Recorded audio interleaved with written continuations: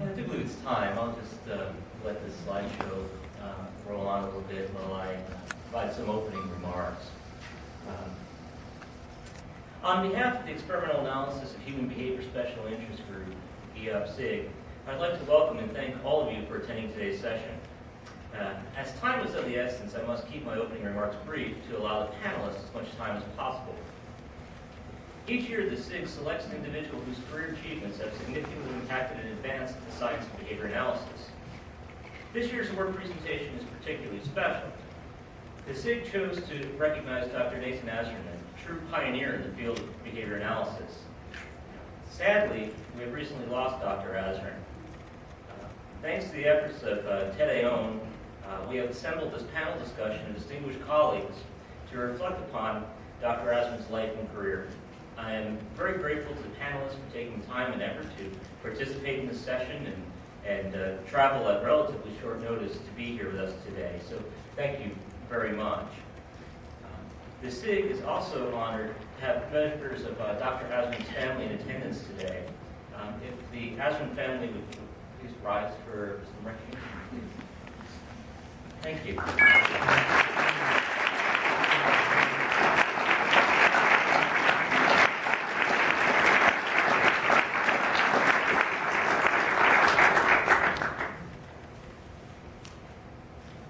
Dr. Azrin earned his PhD from Harvard under B.F. Skinner in 1957.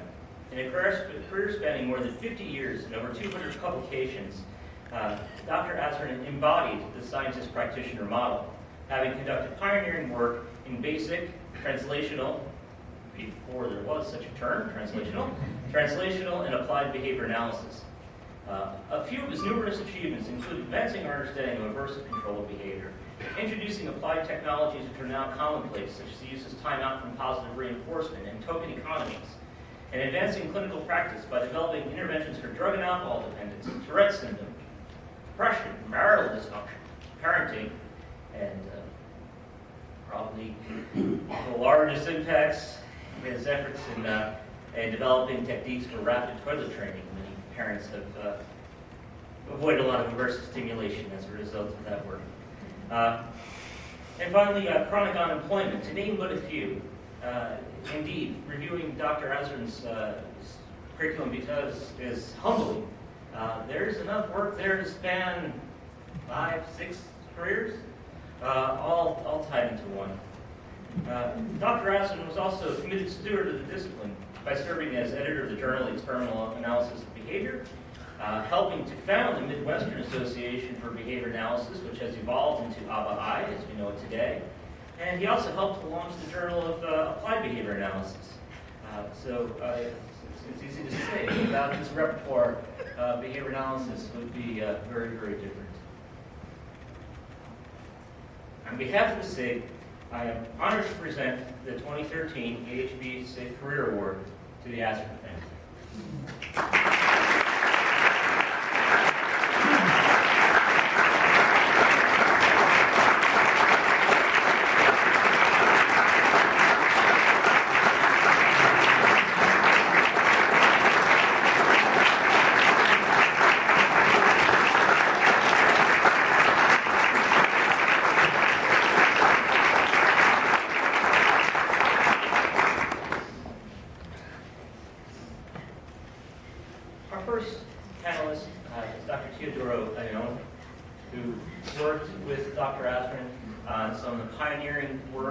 Systematic exploration of the use of token economies at N State Hospital.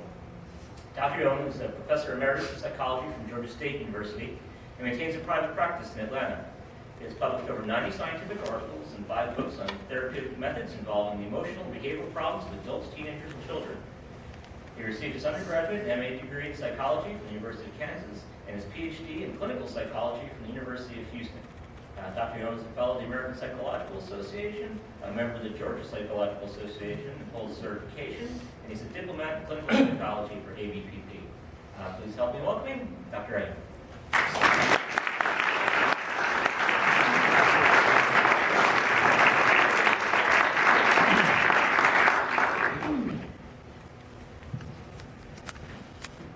Well, it's not easy to follow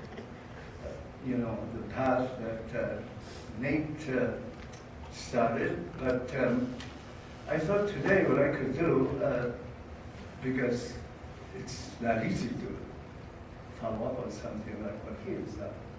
So I thought what I would tell you is a little bit about him that ordinarily you may not know about.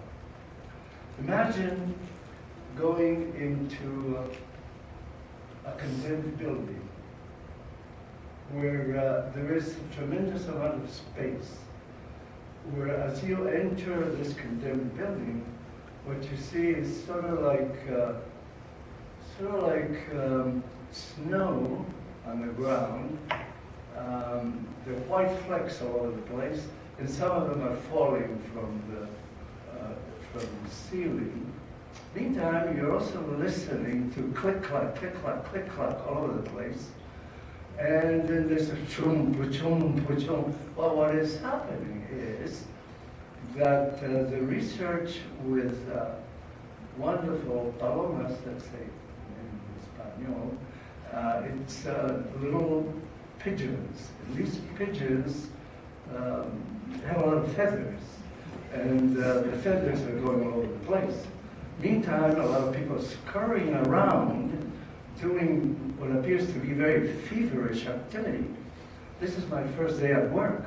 And so I'm wondering, what is going to happen here? Because there isn't anything like an administration office or anyone to really guide you into at least your room or something. There's nothing like that. Everybody's everywhere.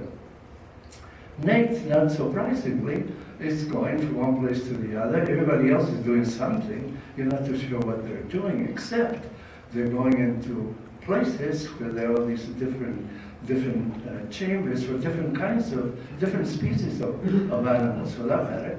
And again, they're all having fun. It seems like they're all having sort of like, they're playing. That was my impression. They're all playing, and they're having such a good time. And so finally, Nate comes around and says, have you found a place? I said, no, where should I be? He said, just find a corner somewhere. And if you need anything, call around Bill. That was somebody who knew where things were. Well, it meant there was no chair, no desk, and in fact, no place except what you decided would be your place. Of course, that was the beginning of the work that actually started me on this road. I felt I was having such a great time that the least I could do is sort of copy what they were doing. And so I started trying to get to know how they put the leads in these different racks. I didn't know anything about it. I had never worked with animals. And so I thought, but they're having such a good time. And, they're researchers and so on. I was very impressed with that. I thought it'd be nice if I joined them. It didn't take but a couple of 3 days before it just happened. 2 or 3 days, that's all it was. Nate stopped me with just one question and said, what are you doing? I said, just trying to find out how to get the birds to do this and that. And I don't understand this too well, but I'm trying. And he says, why would you want to do that? And I said, you're having such a good time. I'd like to join you. And he said, no, stop that. You're the only one who does human work. You're the only one who does applied stuff. You should do what you're good at. Well, I abandoned, rather prematurely, you might say, my efforts to join experimental and animal work, and in fact dedicated the rest of the time, not surprisingly, to really building what became later on the token economy. One other thing about Nate, he was an unselfish person. He was not competitive, which a lot of places people get competitive, particularly a lot of researchers. He was not competitive. He promoted people. He would always tell me about one of the other people who was doing whatever they were doing. He was so glad to tell somebody about their good work. And so after a little while you realize that you were accepted, not what you did. You had somebody who was actually supporting your work. He was definitely the best person to do research with. There were no meetings. Think about that. If you're doing research at all, you know, you got meetings on Wednesdays or Mondays and this and that, and the staff meetings. You don't have to drive a person into the academic world. And as we know, the academic world is full of these meetings, you know.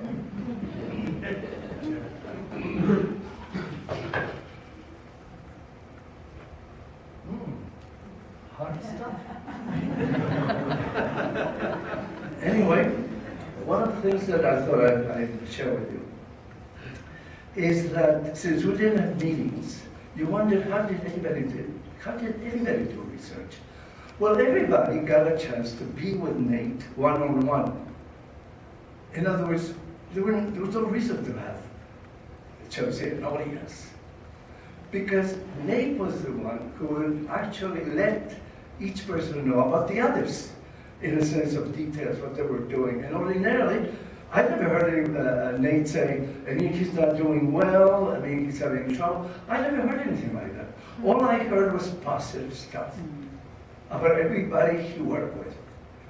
A remarkable thing, let me tell you. Research is not easy, it's not for the faint of heart. So, these are the qualities of the man we have, and that we're honoring today. And I want to thank you very much for being in the audience. Okay, thank you.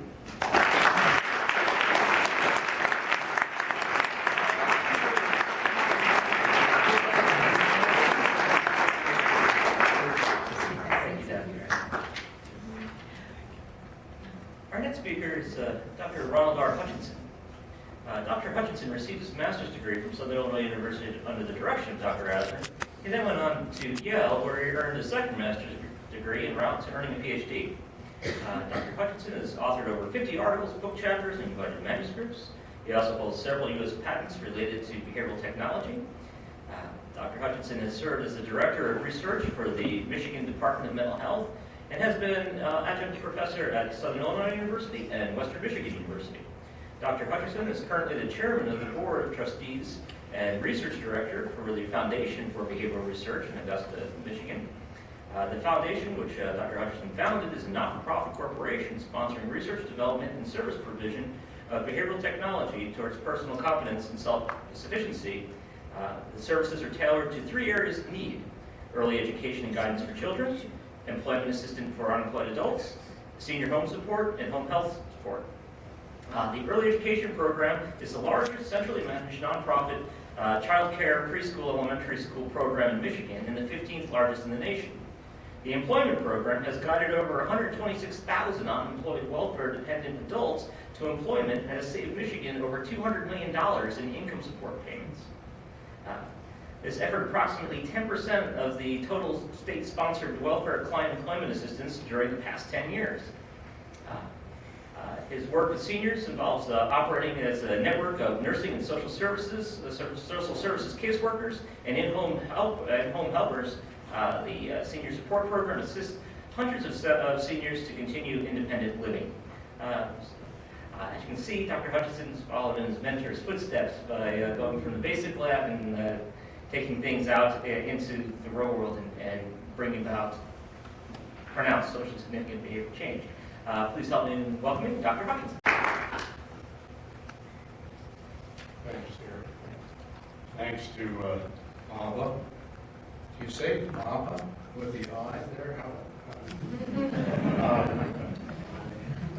I've taken a path somewhat different than an academic career, and though I read the journals which this group publishes, for the most part I haven't had much association over the years.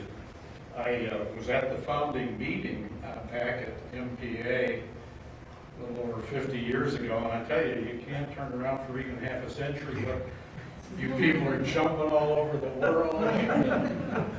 It's amazing. My retrospective is going to be very much like Ted's. I started on a journey to graduate education in 1958. In fact, I believe that the Azrin family And my family came to Carbondale, Illinois in approximately the same month. Or maybe he was a month earlier because he had to purchase a house, get settled.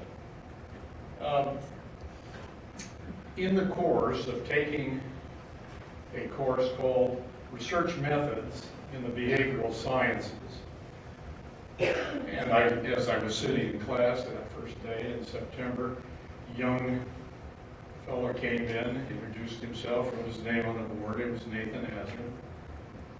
And although it did not occur to me at the time, it couldn't, I didn't have the perspective.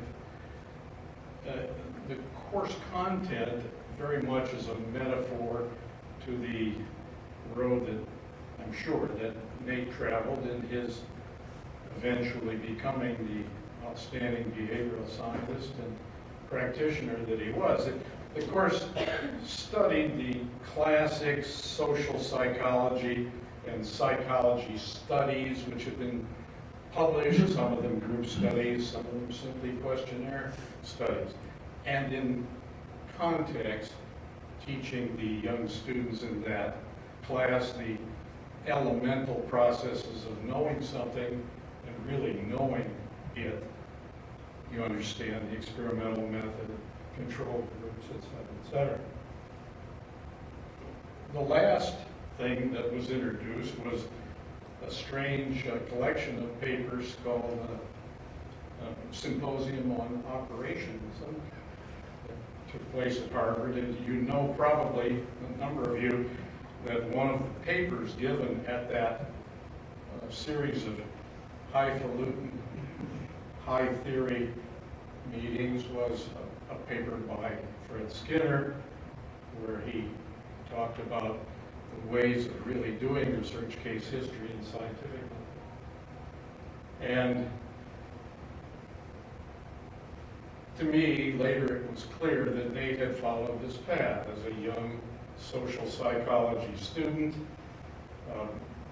in all-night sessions, having bumped into Og Lindsley, arguing about behaviorism, et cetera, having a chance to move over and see some behavioral work at Harvard, and then jumping in, feet first and forevermore.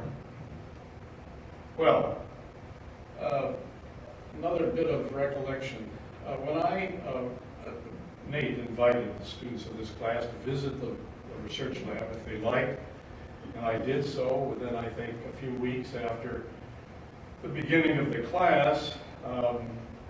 And he showed me around a space just as Ted has described. It's, if you know what a 100-year-old state mental hospital ward looks like, this ward being an abandoned ward, 50 years of paint peeling off the ceilings, several day rooms, a whole series of smaller rooms where patients spent the evening and days too in either seclusion or whatever. Heavy grids on the windows. This was, and when I first walked in, I remember so vividly finding my way there, told to go up on the second floor, and there was this pink 8.5 by 11 piece of paper scotch taped to the glass window in the door of the entrance to this old ward. It said, research lab. And so I talked with Dr. Azrin at that time, Nate, it came to be, and he was in an unhappy mood. He'd been there a month and a half, and all that had come in for his efforts to get going with some research was a box of Ralph Gerbrand's cumulative recorder paper. He says, what do I need with the recorder paper? I don't have any recorders, I don't have any animals, et cetera, et cetera. All right. Over the next few months, I started working there on a volunteer basis. By Christmas, he had 2 rat boxes and a pigeon box going. Work in punishment for the most part. Work in the nice shop run by or manned by a quite competent technician who'd been trained in the Army. He was also working feverishly to try and improve the mechanical equipment in a variety of ways. Something that's always, that I've never been able to put in place with Nate. As best I know, Nate never showed a particular interest in hobbies or whatever with mechanical gadgets. Me, on the other hand, I was an engineer when I went down there, so that kind of stuff grabbed me. But it didn't stop Nate from asking the most basic questions and forcing the technologies to evolve so that they were more perfectly meshed with the questions he wanted to ask. I'm just stunned by this. And of course, he showed it in a variety of ways in the human work later. Well, all right, I need to move on rapidly here. Because I was a student in psychology, actually sponsored in the rehabilitation counseling program, I didn't think it was suitable that I do an animal study for my master's degree. And in fact, he encouraged me to take one of the old patient rooms and turn it into a test chamber, which with a struggle I did over the next some months. And by around the first of the year also, we're talking now just early 1959, I had a chamber which he thought might be adequate, and I began studying some severely ill male patients using cigarettes as a reinforcer. Worked well with some of these patients that were 3 and 4 bag, roll your own folks a day. And got, by the end of that next year, when I formally began the experiments, I got some orderly performance. I didn't know why I was doing that really, although I was reading feverishly at the time. It became clear that Nate loved Og Lindsley, but had some question about whether the Lindsley definition of psychosis, i.e. simply a pause in operant behavior, was a suitable functional analysis. And he pressed me to show that if you choose the reinforcers right, why you get orderly and continuous behavior, which seems to subtend the times when these displays otherwise might take place. Something that, of course, Ted Nate showed in grand style in a living conditions setting to be the way to go. I went away in the summer, late summer of 60 to do advanced work out east. And before I left, Bill Holtz showed up, told me he wanted to do a doctoral dissertation. And Nate, of course, by then had about 4 boxes clicking and clacking, that is their relays, in the control room, and had really done some nice work to perfect, if you'll pardon me. Apparently it's not politically correct. I'm distressed at this for no reason, but to be able to carefully and accurately deliver an aversive stimulus to a creature. Something that was not possible, really. That is, the inaccuracy and the variability was untenable in terms of any long-term understanding. Bill then began, after my departure, to do his studies with Nate on punishment. Just before I left, a chap by the name of Roger Ulrich came in and wanted to do his doctoral thesis. And Nate and Izzy Golddiamond had, with much frustration, been putting 2 rats in a box to try and replicate the Miller observations that you could, by turning shock off, reinforce attack behavior between this pair of animals. Something that seemed intuitively quite natural. But it was, I spent a dozen nights with Izzy and with Nate, just watching them tear their hair out, because these animals were fighting anyway. I remember Nate leaving their room and they fight anyway. Fine. Well, he was obviously in the midst of a paradigm which, when the shock occurred, caused the fighting, and when the shock then was contingently put in abeyance, reinforced such postures and continuance. And a paradigm, by the way, of the operant reinforcement of respondent aggression, which was much later put to formal examinations, some 6 or 8 years later. And Roger, Dr. Ulrich, took up these studies and did a nice job of parametric examination of parameters. Well, I went out east for 2 years, and when I came back in '62, if I'm correct, Ted and I walked into the lab at virtually the same time. He was off like a rocket. He makes it sound like he did a bunch of animal research, but he had that lab clicking pretty good within a couple of months, if I remember.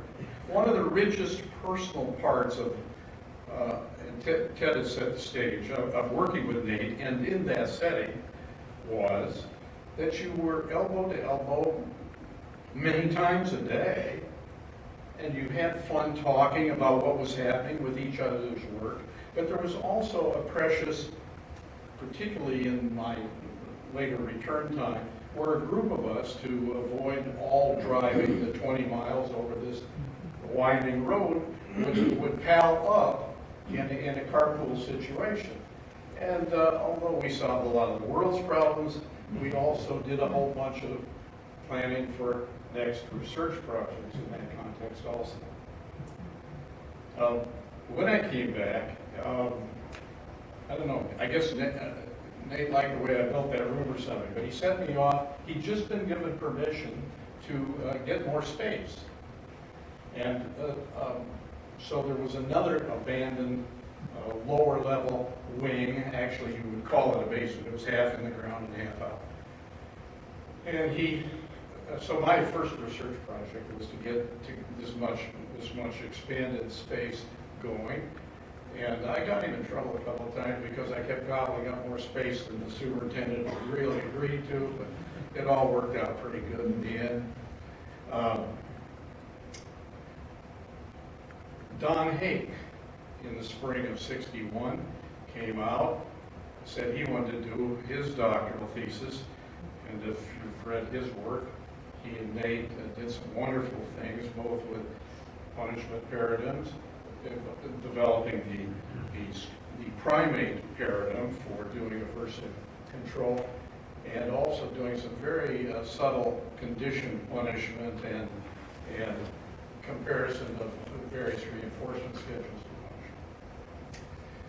of punishment. After the lab was popping again, I dove into to more aggression work, and that was very fulfilling. It was just the richest time to have Ted and Don Hake and myself and Nate be able to spend the time talking together. I can't tell you how reinforced in every sense that was. And it was the result that there was all of us in one way or another put out a very high rate. Nate was a giant among us, not perhaps in his first steps, but it is my absolute belief that 100 years from now he will be accorded the same respect and admiration for his work in public health medicine that a Lister or a Pasteur and a number of other behavioral people that have followed his footsteps. We're all very fortunate to have had Nate, and my whole career since then is a result of his work with me. Our next speaker is Dr. Brad Donahue. Dr. Donahue received a PhD from Nova Southeastern University and currently holds the rank of Professor of Psychology at the University of Nevada, Las Vegas. Dr. Donahue is Director of Family Research and Services, which is chiefly focused on the development, evaluation, and dissemination of family-supported interventions to assist in goal achievement. He is one of the developers of Family Behavioral Therapy, FBT, and evidence-based listed in many national clearinghouses.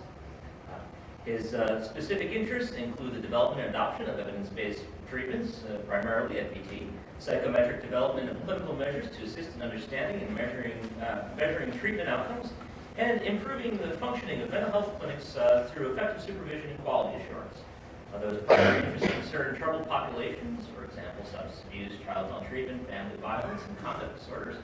He is also interested in the concurrent improvement of mental health and sports performance in athletes. Dr. Donahue has published over 120 manuscripts, is a recipient of the Western Psychological Association Early Career Research Award, the UNLV Barrick Scholar Award for Distinguished Research, the UNLV Alumni Association's Outstanding Faculty Award, and Student Focused Award. His many projects have been funded by national agencies such as NIDA, NIMH, and Samsung.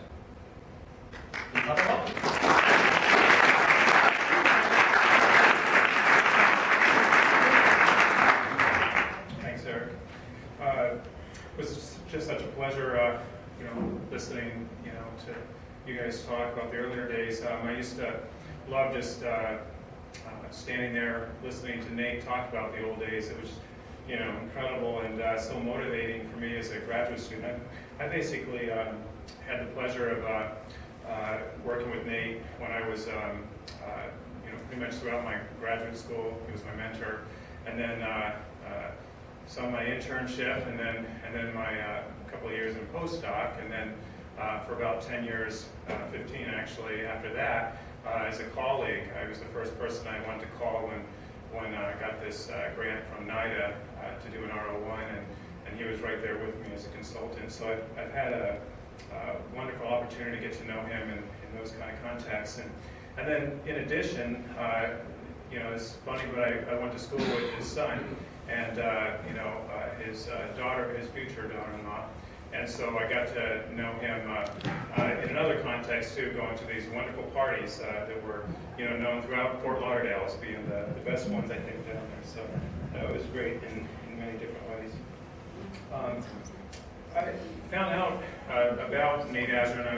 I was at the University of Kansas and Montville. I was in a class with him, and I talked about just brilliance and positive, thinking and reinforcing. Well, he was that person too. And I went to him after one of the classes, and I think it was, I can't remember who it was that was up there on a film, but one of Nate's students, and I basically, said, hey, that was amazing. I'm in pre-med right now, and I've just never seen anything like that. I'd like to do that. And he said, well, he said, where do you want to go for grad school? And I said, well, I was thinking Southeast. And he goes, well, you got to go down to work with Nathan Azrin. So I went ahead and interviewed with him, and I know his family knows about this story, but it just blows me away that I went down there and I interviewed with him. And I remember I had done a paper on alcoholism because he had just gotten a grant to do the first drug abuse treatment for NIDA, on a behavioral therapy. And, so I went and did this literature review on alcoholism, and with adolescents, I should say. And so I showed him this paper, and I know that I was, not a good writer back then. I mean, terrible, actually. Now I'm okay. I'm an editor at a journal, and, I've gotten through enough of that stuff, but at the time it was just really not very good. And, he looked at this paper, and he read it for just a little bit, and then he looks up and he says, well, this is just an incredible paper. Do you mind if I should file this in case I should need to come in and reference it in the future? And I said, oh, no, of course not. And he always had that as a way of him to make you feel as if you were 10 feet tall and you could do anything. And actually, he made me believe him that in actuality it was a good paper. Like, I believed him. And it was not. As I watched him kind of file that paper, I just walked out of that room and I said, I've got to work with him. I don't care. That's the most positive person I think I've met in a long time, and as I turned out, I think probably my life. He's just incredible. So I basically started to work with him on this grant for NIDA, and it was so amazing. At first we had Paul McMahon and Kevin Lipinski, and Vicki Bessalel was his wife was one of our supervisors, and we just had a blast.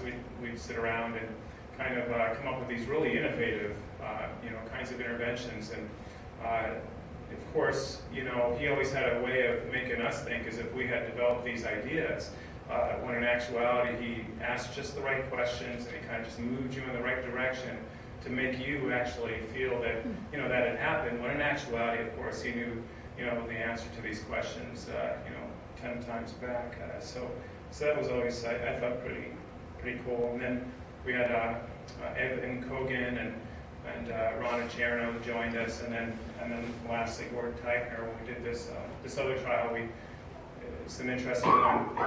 So we went through those first trials and came up with some really pretty cool results and some pretty neat interventions. And so we thought we'll do it with dual diagnosis, conduct disordered kids who are also abusing drugs. And we applied a lot of the same family behavior therapy techniques and put that together. And what was interesting is the results came out significantly improved and tremendous. And our control group, but no different than our control group in these outcomes. And I think that's the first time that's ever happened to him. So he was perplexed. Like, he was like, well, how the heck did that happen? And what had happened was we had taken Alan Kasdan's problem solving and stripped it of all the behavioral aspects, and we thought, that would be a really good comparison because it has all the steps down in there, but it doesn't have the behavioral rehearsal. And he was just perplexed at how that was, so effective. Well, as it turns out, like about 15 years later, they published a meta-analysis, and those two interventions, the FBT and then the other one, were that had the highest effect sizes of all interventions. So the control group that that he had actually developed in his brilliance, he sincerely tried to make something theoretically different that would be a nice comparison, and he did, and it came up so successful. So it's just fascinating, how he operated. What I liked about, and I would like to tell you just a little bit about his innovation, because if you talk to anybody, they'll tell you that he was just so ahead of everybody else. I remember talking with John Lutzker, who was probably the person when it comes to the field of child neglect. Everybody respects him, and he was a pioneer in that field, certainly. And I remember talking with him, and he was saying, "Oh, but you don't know what it was like, back when when he was really motivated." And I said, "Really motivated?" Because I'd be on the phone with him until 2 or 3 in the morning. As many of us had. Ted told me last night about some stuff that where he had to say, "Oh, I can't anymore, Nate." So I just could only imagine what it was like, back then. But at any rate, gosh, I forgot where I got thinking of that sentiment here. So, but anyway, so what I was going to say is that in terms of his innovation, what I used to love is we get to these meetings, like you guys were saying, and we kind of, it was really interesting. Like we kind of sit around this table, and we basically we'd have a problem, and a lot of times he'd define the problems by having us go out to a community member and say, "What is your problem? What are the problems that you're experiencing in your agency?" And I always thought that was just so cool, because what it does is it keeps your research always innovative and always contemporaneous, because you're always going to be ahead of the game. Because if there's been something that's been what we're now calling evidence-based, they would know it already, and they wouldn't have an issue with it. So I thought that was really cool. And then once we found that problem, then he sent us out, and we do our literature reviews, and we find out what kind of evidence had been shown to be effective. And he really was never interested in fields that anyone had shown, a lot of work, because that wasn't pioneering. That was just something that's already, we've got a good handle on it. We need these things that no one wants to tackle, at least initially. And I thought that was always cool, because the pioneers are the ones that that really are challenged to do that and want to. So once we found out what the problem is, we go out literature, we get all the different interventions that were existing, we start doing that. And then what we do is we sit around the table and we start to chalk up, what that intervention is going to look like, literally like a step-by-step. And then he'd send all of his therapists out and say, now try it out with your clients. And, we try it, and we come back, and we'd have this, this meeting where he'd say, okay, what happened? What worked? And then we brainstorm all the things that were working, and, then we talk about different solutions to problems that happened. And if it just happened just one time, and I always, as graduate, you write those things up until late at night, you come back the next morning, it gets destroyed, totally taken out of, put into a different perspective, and you'd be frustrated. Oh, I can do it again? And he'd say, yes, absolutely. So we go out and we do it again until it was like perfection, until not one client that was seen by all of our therapists, we had to have no problems whatsoever before it would finally get accepted, and we then go to another area, and then, in the process would continue. So by the time we got done with this outcome study, we have this brilliant, this really cool stuff. And he always had a hierarchy of sorts, not formalized like you see in a lot of agencies, but pretty much he'd say, you're the leader, and that person would basically be the most senior person usually, because he always had this importance of the person that's been around the block for a while, that's been there, that's the person that pretty much leads everything. And everybody else is pretty much the same position, except for the newbies. I remember my first time getting there, basically, they'd be asking, going over their clients and whatnot, and they'd say, Nate would say, well, what do you guys think about this? And then I'd say, oh, I think we could do whatever. And he pretty much put me on extinction. And then for a while, basically, after I started seeing clients and doing that, then he would come back with, I'd earned my respect. I don't know if he got that from his military experience or what. But then once we had that happen, it would work, and we'd kind of go from there, and then finally put it to test in the control trial. But, I know I'm running out of time here, and I've got so much that I would love to tell you guys, but, I just like to conclude just by saying that, it really is incredible, how incredibly reinforcing that he can be. Because you get up there and never, ever say, I don't think I've ever heard him say anything negative about anything. How can you do that? If you think about it, how could you talk about something so critical, always critical to the process and critical to, perfection, and always wanting, to better and better and better the process, but never critical to the people that were generating the solutions. And I always thought that was just so, inspiring and motivating. So, it just, was incredible, great experience. Thank you. Our final panelist is Dick Redden from Nova Southeastern University. For sake of time, he's going to shoot. That's right. Forget about all that stuff on the Vita. It's an awesome individual. Very, very well-lived life, obviously. There are so many people who love Nate, and I really enjoyed hearing from people that worked directly with him. I did not. I know Nate as a friend and a colleague, and I was privileged to spend 11 really good years getting to know him.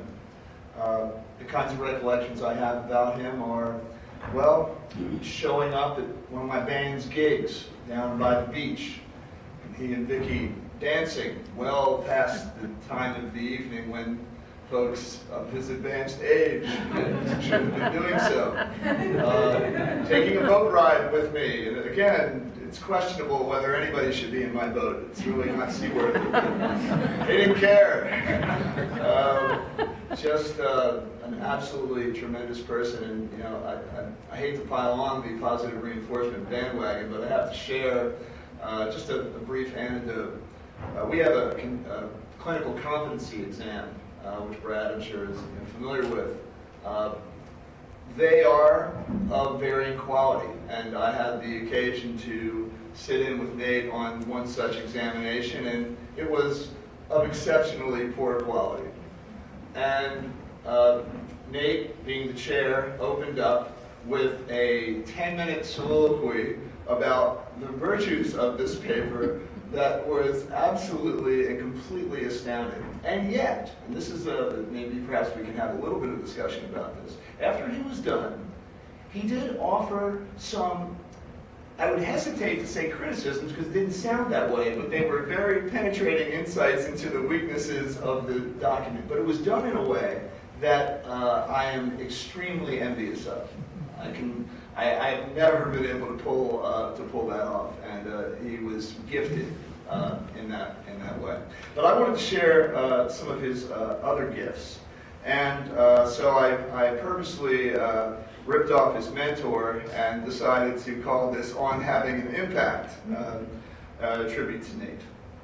So let's talk about that impact. We've heard a lot about the lab. Let's talk about those efforts that were not so tightly controlled.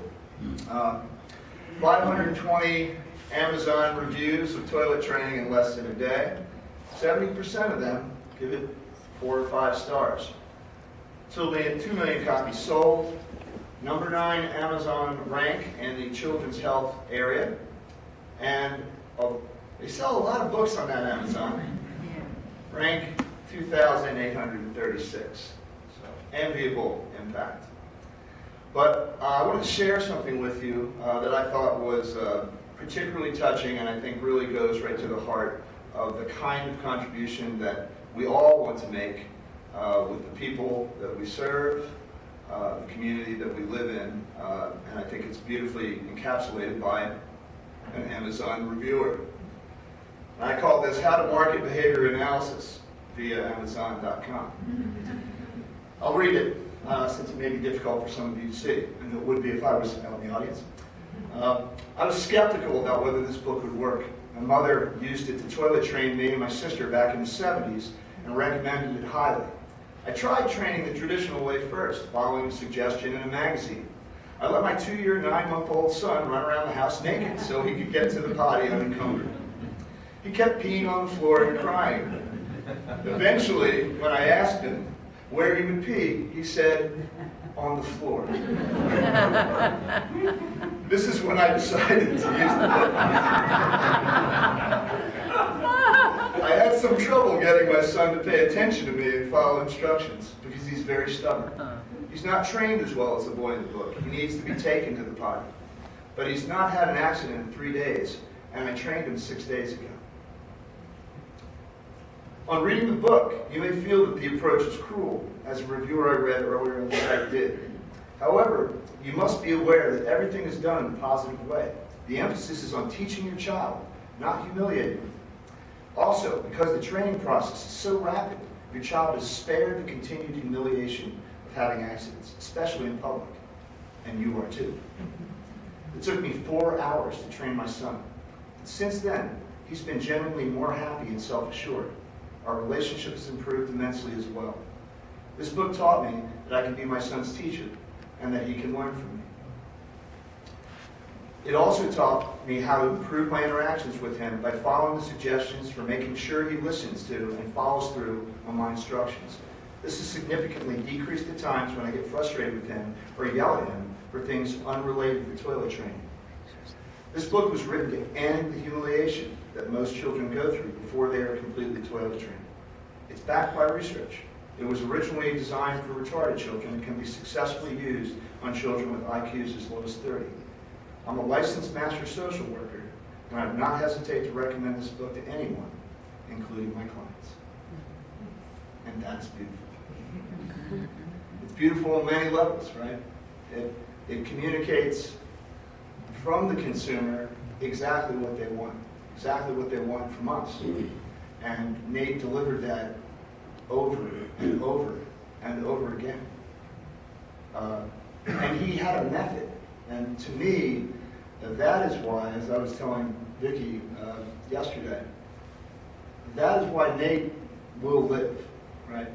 His work, his spirit will live a long, long time and will continue to do good well beyond what he's already accomplished, which is substantial.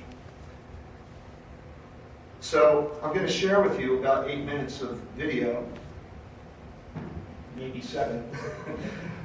It was done in an interview by John Lutzker. It was created by AABT in 2000 to preserve the thoughts and reminiscences of professional growth of the field's founders and pioneers.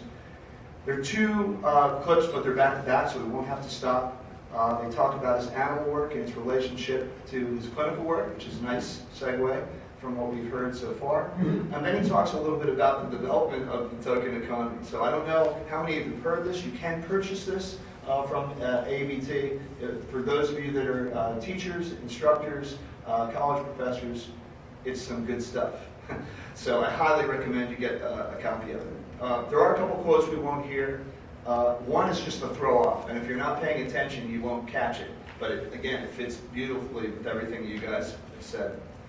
On the plus side, which is of course the only way a behaviorist looks at things, very contrary to the way many people view our field. And then on marketing behavior analysis, if it's good, you can't stop it. So with that, I might need a little help firing this up.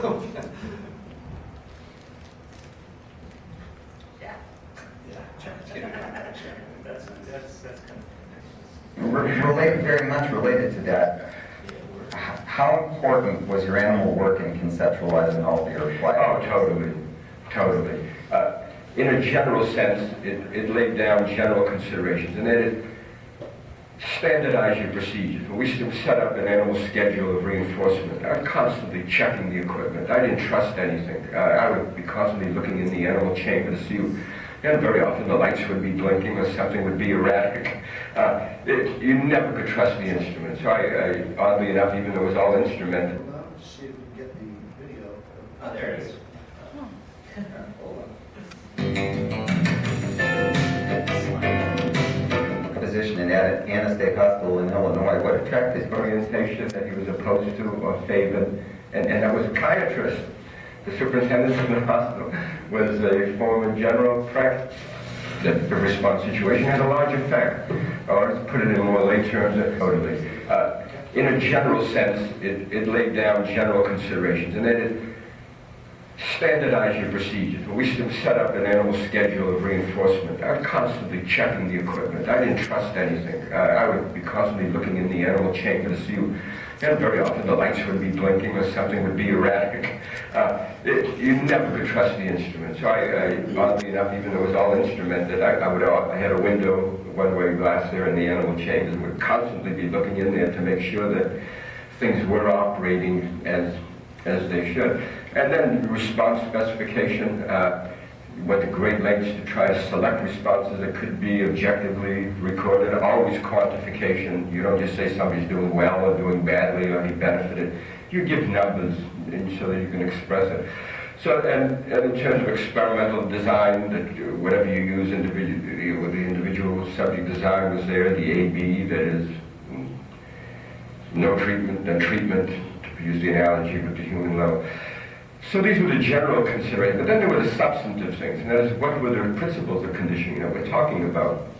And there, the enormous power of reinforcement. That was just amazing. I could take a pigeon, a 90 pigeon just arrived from the animal supply, put him in the animal chamber, and I would time it. In 60 seconds, I would have him pecking away at a key, working away at a schedule. It was just so powerful. Things were so dramatic, and also at an extraordinarily high rate, as higher rate, 3 per second, 4 per second, for hours at a time. And so you could see the power of the procedure. But the basic principle being that of reinforcement, the type of reinforcement, the immediacy, the question of what stimuli was associated with, and most importantly, as well as with its absence, because it turned out that took on aversive properties. That's where the whole notion of timeout came from. The schedule of the reinforcement, also what is it that aversive stimuli do, what is it that they're essential, and how do they compare with other operations. So all of those things were, so when I approached an applied problem, those are the things I thought of. What are the responses that are available for obtaining it? And what are the alternatives that can be taught? What are the responses that can compete with it, in other words? And in terms of aversive stimuli, when found its effort. I had found that in the human engineering lab, and that effort itself was an aversive stimulus. You don't have to use shock, you don't have to use pain. The effort in itself is time out, just simply the absence of it. And so all of those things, so that some things occur in general issues, that is general methodology and the scientific orientation, empirical validation, not speculating about things without having the empirical validating or supporting evidence behind you. But in addition, these specific principles. And I ran them at the same time, as if I had a cutoff point. I had the animal work going at the same time.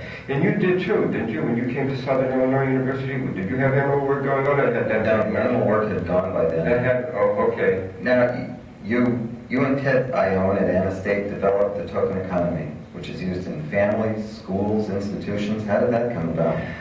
That was wild. I was at a state hospital, and so there's obviously a population of patients there, but there was no pressure at all by the superintendent of the hospital to do anything with the patients. He left it entirely up to me, and so did the head of the research people in the state capitol. I was the editor of a journal of JAB, I was a chief editor, and one of the articles that I reviewed was by Ted Ione, and it was the behavioral, he was a psychiatric nurse, I think it was, as a behavioral engineer. It was applying rather simple reinforcement procedures to clinical type problems in the context of a chronic ward of mental hospital patients in Canada. I think it was Ted's dissertation. That was so impressive. I had already been doing some work with humans. I was working with stuttering, and with, but I read that. Isn't that fantastic? But rather than simply trying it out on individual clinical projects, how about doing it on a widespread basis? And the entire ward.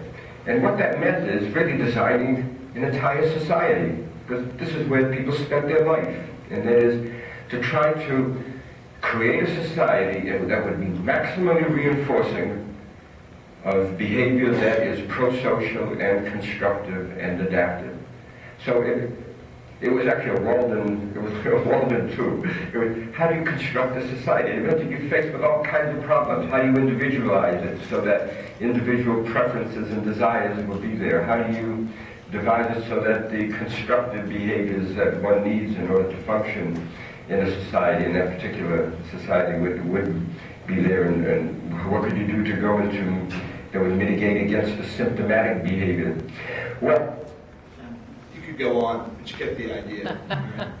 What Nate understood, that I think as a field it's easy to forget, and it's less so here than it is perhaps at ABCT, but we still do find ourselves, I think, occasionally losing our way, because what Nate did, and I love what Brad said before, that you worked on a problem and you kept working on it until you got it right. And Nate said something in there that I thought was really striking. He said, I don't care about the experimental design. Didn't matter to him because he already knew that it worked. The game was rigged, right? They already knew the procedures worked before they tested them. That's something. Thank you.